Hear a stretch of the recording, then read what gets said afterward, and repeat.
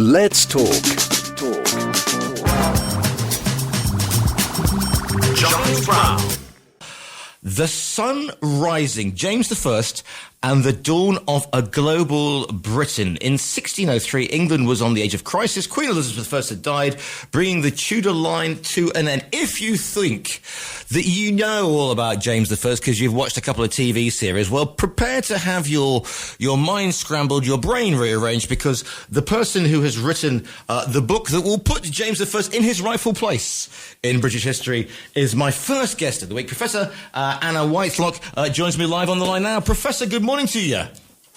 Good morning. Thank you for having me. The pleasure is all mine. Now, listeners will be shaking their heads because I am that worst sort of creature. I'm an armchair historian, and they're going to go, oh, here we go again. John's going to be babbling on about Tudors or Stuarts or everything else. But I have reappraised quite a few things that we're listening to you on various podcasts, Dan Snow, for example. And one of the things is that we kind of think we know James I, and if you do a timeline, it is gunpowder plot, and if you watch the rather saucy TV series really recently, and that's so we've got a very fruity monarch whose tongue is too big for his mouth or something like that. But there is so much more to him than that. So explain a little bit about why we need to reappraise James I. Yeah, thank you, Giles. It's a really good question. I think lots of people know lots about the Tudors and lots of people are familiar with Elizabeth I. And in a sense, the level of interest and knowledge with the general reader perhaps just tails off then. So the day that Elizabeth dies, it's like, oh, what happens then? No one's particularly interested. But actually, lots happened then. It was the dawn of the 17th century.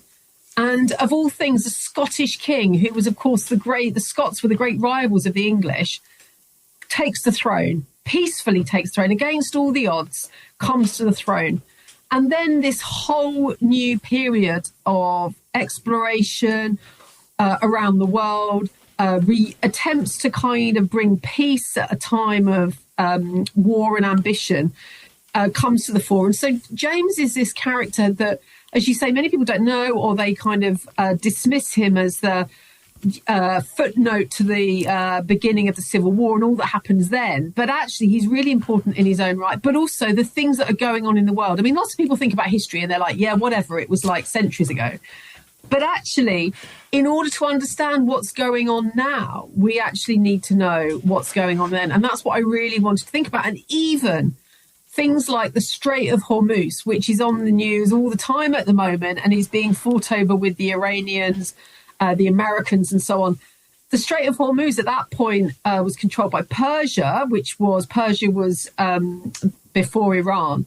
And that was at odds then. And it was all about silk and access to silk. So things that we think of on the dim, distant past that are just for our own entertainment and interest actually have echoes in the present, and that's what I really wanted to draw out. Don't get me started on the Ottoman Empire. We'll be here until Wednesday. The thing is, though, it's really interesting, isn't it? Because, I was that strange creature. I was very interested in English Civil War as a kid, but that's just me. But we tend to sort of drop off, don't we? We go, oh, Elizabeth I, good Queen Bess, and then nothing, nada. I mean, you mentioned sort of things like, Cromwell, and they sort of glaze over as well, and we don't sort of really get going in terms of, because the Georgians get forgotten again. The Stuarts are really, really overlooked. And that whole period of history, which is entirely, if you look at Europe and the 30 Years' War and what goes on after that, I mean, it's such a bloody period. And we've come out of such a bloody period as well. And if anything, James I needs to be celebrated because he's not a warlike king, and given his background, his father is murdered, his mother is deposed. I mean, he's kidnapped, he's imprisoned, and that's before he's 10. Yeah, I mean, he has a remarkable backstory, but you're absolutely right. I mean, he's an odd character because, in a way, the currency of being a monarch at the time, and of course, with some exceptions, not least Mary Tudor that I've written about, monarchy was a male business, and it still remained the case with some notable exceptions. But to be a strong monarch and be respected both at home and abroad, really you needed to go to war. It was all about making your position felt on a global stage by war and, acquisition of new territories. And James decided now whether this was because he genuinely believed in peace or whether he literally couldn't afford to go to war. So instead, he kind of played up this whole idea that for him, and this is a very modern idea, that in a sense, he was going to establish his reputation through diplomacy and peace rather than through war. And so his ambitions were crazy. I mean, we're thinking about here the period post-Reformation, so the big split between Catholics and Protestants. And he talked about reconciling Christendom, bringing Europe back together, which is in itself quite remarkable. Because he's got to be diplomatic. Because if you study, because he's James VI of Scotland as well, and it makes Game of Thrones look like Jack and Nori. I mean, people are getting assassinated, kidnapped, taken off to Stirling Castle before you can say, "Is that a haggis I see before me?" I mean, it is just absolutely insane. So he's got to think on his feet, and also, Elizabeth's got a lot to answer for. Because everybody goes, "Oh, yes, good Queen Bear, good, wonderful. We were all the same," and it was teaching the Spanish. And I'm talking to you from a studio in Spain. But she doesn't help situations because she knows that if she names James as a successor, she drops off the scale and everybody starts courting James. But in the meantime, people are really worried when she goes because,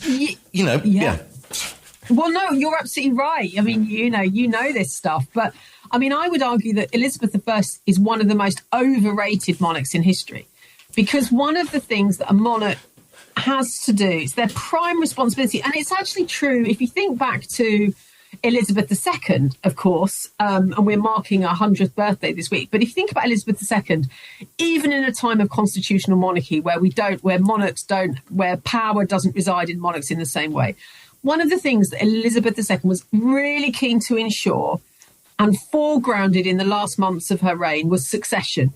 If you think about it, she was pictured with Charles and William and George making a Christmas pudding. And then one of her almost final scenes was on the Platinum Jubilee, where she was with a walking stick. She'd had a very busy weekend, but the last picture was her up on the balcony with the succession, with the future generations. And it was all about that. Now, if you think back then to a time of Elizabeth I, when actually all power centred on the monarch, the idea that Elizabeth I hadn't attempted to produce an heir, of course, her sister Mary, who came before her, had failed to produce an heir, but she tried. She married and had phantom pregnancies. Elizabeth didn't even try. And then, as you suggest, Elizabeth refused to name an heir, knowing that all eyes would move to the rising rather than the setting sun, as she described it. And so she didn't. So England was in this state of profound peril. There was a sense of an invasion in the last days of her life. It was a lockdown, ports were closed. People really expected war and invasion. And so it was quite remarkable that James had a peaceful succession. But I do think we need to revise our view of Elizabeth. And also the other thing is the fact that we can't, the English can't trade with Europe. Strange there because of the fallout with the Pope and everybody and the Holy Roman and basically Henry VIII, another massively overrated king. He cuts off. Once again we find Britain out of Europe. Well, it is. I mean, Henry's break with Rome in many ways was the first Brexit. I mean, this is Henry breaking from a big European superstructure. It wasn't the EU, but it was the Roman Catholic Church. And by separating himself from that, it meant that trade then with England trade in Europe became very difficult.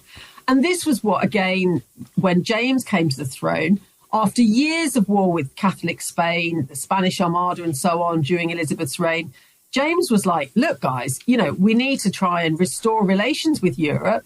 And we need to look overseas because actually the Spanish, the Portuguese, and increasingly the Dutch are stealing a march on us in America, in their development of trade with Asia, in India, and trying to reach China. We need to get our acts together. So in that sense, James was a kind of forward-thinking monarch trying to repair the damage, really, of this break with Rome that had a huge effect on the English economy and on trade. I want to talk about this. There's three more bits I want to get in before we let you go. But the other thing is, let's talk about religion. Because, I mean, again, religion in the 21st century, I mean, it's still forced and you can't move from people saying, "Oh, it's radical Islam," and this, that, and the other. When James takes to the throne, we've got radicals all over the place. We've got Puritans. We've got people who are going to be heading off on the Mayflower because they are so embedded in what they believe and nothing else that even the English can't stand them. So they're off to found a new world, quote unquote. And obviously, Catholics are fearing persecution, and James pulls off this really nimble trick of meandering down from Scotland and sort of being all things to all people. Yeah, I mean, he does. I mean, he's one of those people that, whoever's sort of last in front of him, he tells them what they want to hear. I mean, there's been, there's sort of echoes of Trump, when people sort of say, what is it? The sort of indent on his sofa, whoever was there last dictates what Trump may or may not have said and does. And that in some sense was true of James. And, ambassadors knew that he was this great, trying to please everyone. It was quite hard to get the better of James because you never quite knew who he was really committed to. He was all things to all men, and to some extent started to get people pretty annoyed later because he never actually committed troops. He was always kind of talking about action, but really was committed to peace. And yeah, I mean, one of the sort of famous things, of course, in his reign is things like the gunpowder plot, which, was significant. Again, we think about, we always think about it as a kind of phrase that just, that trips off the tongue. But this was a huge assassination, terrorist attempt to wipe out the whole of the English establishment, the king, the foremost nobles, the lords, the clergy. I mean, it would have been absolutely devastating and catastrophic. And so even that, just, if we really think about the detail of it, rather than just thinking about the fireworks that we in England commemorate the occasion with today, we really realise how much of quite literally a kind of tinderbox England was in terms of religious extremism. Yeah, and James, of course, tries to get, because don't forget, at this period of time, the Pope can get rid of kings. I mean, that's his thing in the Catholic, in Catholic Europe. Yeah, I mean, that's such a good point, and it's really important because James was like, look, the Pope can be a religious leader. I don't have a problem with that so much. But where I do have a problem is where he thinks he can depose princes. And so the Pope and James had this, and the supporters of the Pope had this pamphlet war. It was really this kind of, calling it out, him saying, no, you can't do this. So it was this big kind of debate in what was the kind of equivalent of newspapers at the time, with the Pope really facing resistance from James. I'm just thinking Pope social here. I'm just thinking it's this Twitter war, isn't it, basically?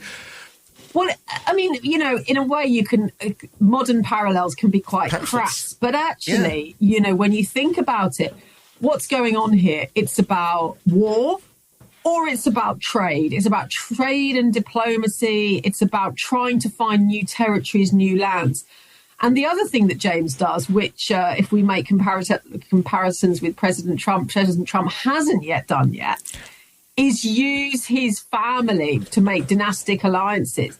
So James was also trying to become significant by marrying off his kids to Catholics, to Protestants, to try and also show up his position. So, the one thing that in a way we've seen President Trump, claim potential new areas of territory that he wants. We've talked about trade as a weapon. He hasn't yet used marital diplomacy, but, let's see. Ivanka, you're off to marry the Ayatollah's youngest son or something like that. But he does try to do this because he's got this plan to bring Europe together. He marries his daughter off to the Holy Roman Empire. Is it the Holy Roman Empire he marries it off to? He married to the Elector Palatine, to a very significant Protestant leader in sort of German princes. And that's supposed to bring, and he's got a plan as well to marry Charles, who obviously people will have things for, to marry her. And it's all going to go really, really well. And then it all 30 years war comes along and it all gets completely capsized. Yeah, and the ultimate irony is actually, his daughter's marriage to the Elector Palatine and the actions of the Elector Palatine that sparked the war. So even though James was hoping this would be a recipe for peace, in fact, it helps catalyse the 30 Years' War. And then you have these amazing letters going back from his daughter Elizabeth to James, basically saying, Dad, what the hell? You've got to help me out. And increasingly the country going, why are you not helping your daughter? Why are you not helping the Protestants in Europe? And, we really do see this pressure on James and also this rising interest in European affairs by the reading public, increasingly reading public. Newsletters are being produced, which are the kind of forerunner of newspapers, sharing all the news of the war and events in Europe. And two other things just quickly, because we think about Shakespeare and we think about the colonies. And we think, okay, again, it's good Queen Bess again. But as you've said, very thing, Shakespeare is James's boy. I mean, he's doing most of his stuff. And also, the colonies, they may be being discovered by Raleigh and whatever during Elizabeth's reign. But the boots on the ground, as it were, don't actually happen. Colonies don't actually happen until the reign of James. Yeah, exactly. I mean, there's lots of attempts to found a colony, but it doesn't happen until James's reign. And so, lots of people kind of think, it all started under Elizabeth. Absolutely not. It was under James. And as you rightly say, people also think that Shakespeare and Elizabeth are very much entwined. Shakespeare, many of his significant plays were written during James's reign, and he was actually one of the king's men. He was there at court, and that was under James and not Elizabeth.